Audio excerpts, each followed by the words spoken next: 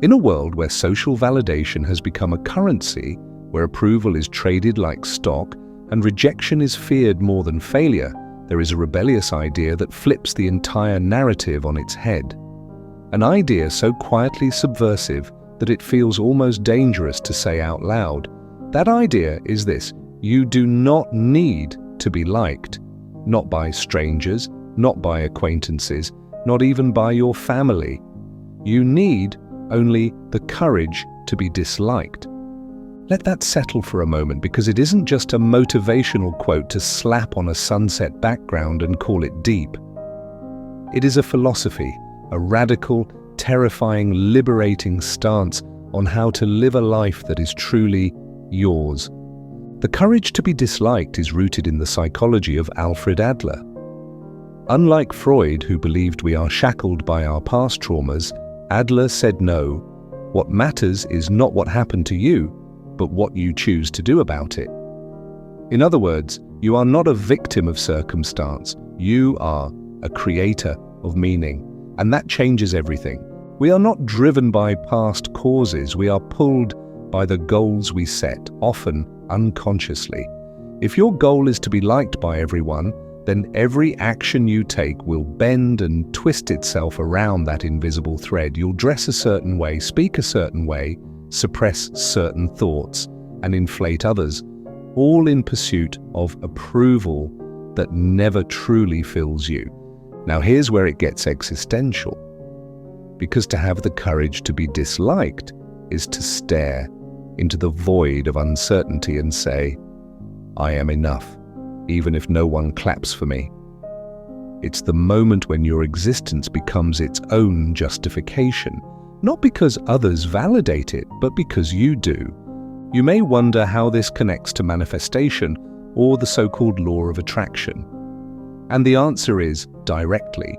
Most people misunderstand manifestation. They think it's about vision boards and vibes, but the reality is the universe doesn't respond to what you want. It responds to what you are. When you seek to be liked, you emit the energy of lack. You're saying, I am not whole until someone else approves of me.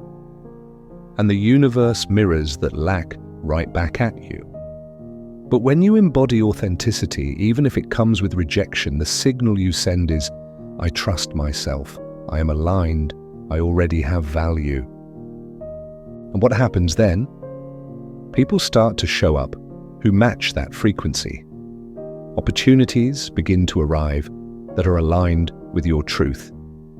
Not because you forced them, but because you stopped blocking them with the noise of your people-pleasing. This is the paradox. The more you try to be liked, the less you actually are.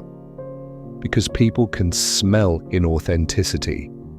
But when you are unfiltered, unafraid, and yes, occasionally disliked, you give others permission to do the same. You become magnetic, not because you're trying to be, but because you stopped trying. But make no mistake, this is not an easy path.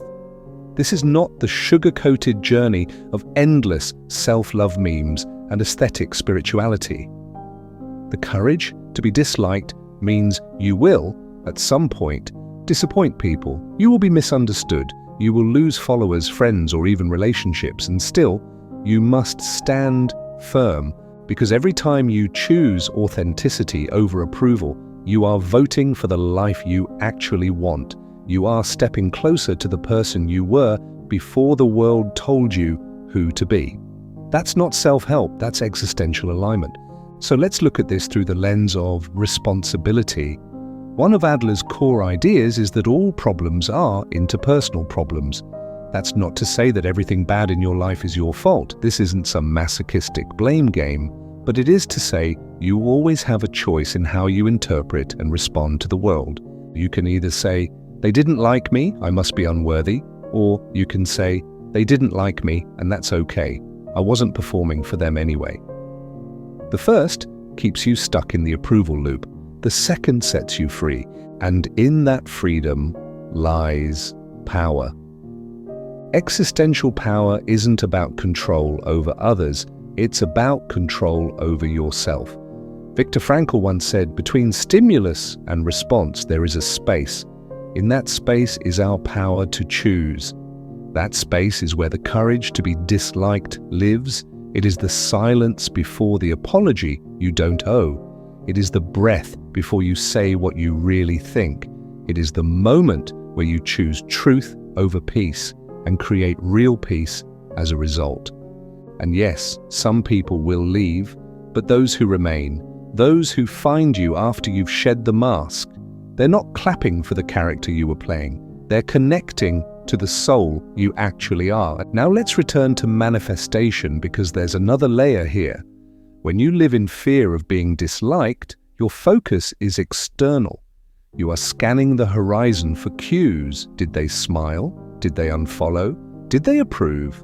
And in doing so, your inner world becomes reactive. That's not alignment, that's enslavement.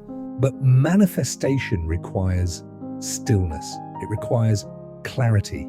It requires the quiet confidence of someone who doesn't need a standing ovation to know they're standing in the right place. The law of attraction isn't a vending machine for your desires, it's a mirror. And the more authentic you become, the cleaner that mirror gets. So yes, sometimes the most spiritual thing you can do is say no. No to the role you've been playing. No to the expectations you never agreed to. No to the fear that says you must earn your place in the world. Your existence is already your proof.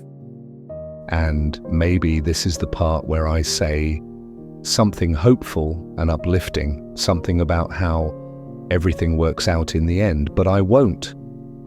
Because the truth is, not everyone is going to get it. Some people will never understand you. Some people are too invested in your old self to accept the new one. That's not a failure, that's confirmation. If everyone likes you, you're doing it wrong. To be truly free, you must give up the need to be universally accepted. You must accept yourself so deeply that rejection becomes irrelevant. Not because it doesn't hurt, but because it no longer defines you. And this is what makes the courage to be disliked so powerful. It's not about becoming hardened or apathetic. It's about becoming so honest with yourself that you no longer trade pieces of your soul for temporary comfort. So let them misunderstand you, let them misquote you, mislabel you, unfollow you, doubt you, let them. And you keep showing up, keep creating, keep choosing your truth over their comfort. Because that's how you manifest a life that's not only successful, but sacred. You do not need to be liked to live fully. You just need the courage to be disliked.